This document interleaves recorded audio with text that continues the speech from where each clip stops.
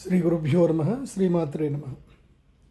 చాలామంది ఆ క్వశ్చన్ అడుగుతున్నారు, గోల్డ్ సిల్వర్ పరిస్థితి ఏంది, ఇప్పుడు పెట్టుబడి పెట్టాలా వద్దా అని అడుగుతున్నారు. ఫస్ట్ థింగ్ ఏంటంటే, యుద్ధాలు ఏదైనా సిచ్యువేషన్ వచ్చినప్పుడు ఇన్వెస్టర్స్ అందరు కూడా గోల్డ్లో ఇన్వెస్ట్మెంట్ చేస్తారు. అది ఎప్పటి వరకు, ఏదైనా గుడ్ న్యూస్ వచ్చేంత వరకు, అంటే ఏదైనా స్టాప్ అయ్యేంత వరకు, ఈ యుద్ధం ఆగిపోతుంది అని ఏదైనా పాజిటివ్ న్యూస్ వచ్చేంత వరకు దాంట్లో పెడతారు. మళ్ళీ సడన్గా అందరు విత్డ్రాల్ చేస్తారు, మళ్ళీ ప్రైస్ పడిపోతుంది. కాబట్టి ఇప్పుడు ఈ 17 రోజుల దాకా నేను ఆల్రెడీ చెప్పాను, ఉగాది వరకు, గ్రహస్థితి రీత్యా ఉగాది వరకు, మార్చి 17 వరకు ఎవరు గోల్డ్ కొనకండి. సో వెయిట్ చేయండి. మార్చి 17 తర్వాత గోల్డ్ ప్రైస్ మళ్ళీ తగ్గుతుంది. సో గోల్డ్ 1,50,000కి తక్కువ అవుతుంది, మళ్ళీ వస్తుంది, ఆ రేటుకి తగ్గుతుంది. సో కన్సాలిడేటెడ్ వచ్చేసి 1,40,000 దగ్గర గోల్డ్ మంచి సపోర్ట్ ఉంది. 1,35,000 అయితే తగ్గదు. కాబట్టి ఆ ప్రైస్కి వచ్చినప్పుడు మళ్ళీ పెట్టుబడి పెట్టుకోండి. అంటే ఎవరైనా స్టాక్ మార్కెట్లో పెట్టుబడి పెట్టాలనుకుంటే టాటా గోల్డ్ ఈటీఎఫ్ అనేది చాలా బాగుంటుంది. దాంట్లో మీరు నష్టపోయేది పెద్దగా ఏమి ఉండదు.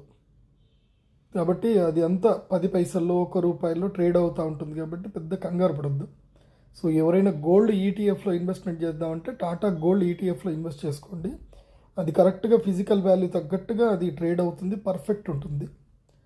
సో బై చేసుకునే ప్రైస్ ఒకవేళ కనుక ఎవరైనా, అంటే ఈ పరిస్థితుల్లో గోల్డ్ పెరుగుతుంది కదా గురూజీ, మేము ఇన్వెస్ట్మెంట్ చేస్తాము అనుకుంటే, నా అడ్వైజబుల్ ప్రైస్ అయితే ₹15.70 పెట్టుకోవచ్చు. 70-75 పైసలకి పెట్టుకోవచ్చు. పెట్టి మళ్ళీ హిట్ అవుతుంది. ఇమీడియట్లీ సెల్ వచ్చేసి ₹16.50 దగ్గర సెల్ పెట్టుకోండి. 16.50, ₹17 దగ్గర దాకా వెళ్తుంది. సో అంటే ₹1.50, ₹1.30 ట్రేడ్ అయ్యే అవకాశం ఉంటుంది. అంటే 90 పైసల వరకు ట్రేడ్ అవుతుంది ఇది. సో 90 పైసల నుంచి 120 పైసలు కూడా ట్రేడ్ అవుతుంది. ఆ లెక్క ప్రకారం చూసుకోండి. కానీ ఎవరైనా ఫిజికల్ గోల్డ్ కొందామనుకుంటే మాత్రం, పెళ్ళిళ్ళకి కానీ దేనికైనా కొందామనుకుంటే మాత్రం కొంచెం సేపు ఆగండి. ఇప్పుడు గోల్డ్ కొనకండి. ఈ వారు సిచ్యువేషన్ అయితే ఉంటుంది. నాకు తెలిసి ఈ చంద్రగ్రహణ ప్రభావం కూడా మార్చి 17 దాకా ఉంటుంది. మార్చి 19 తర్వాత మళ్ళీ ధరలు తగ్గుతాయి, అప్పుడు కొనుక్కోండి. అప్పటి వరకు వెయిట్ చేయండి.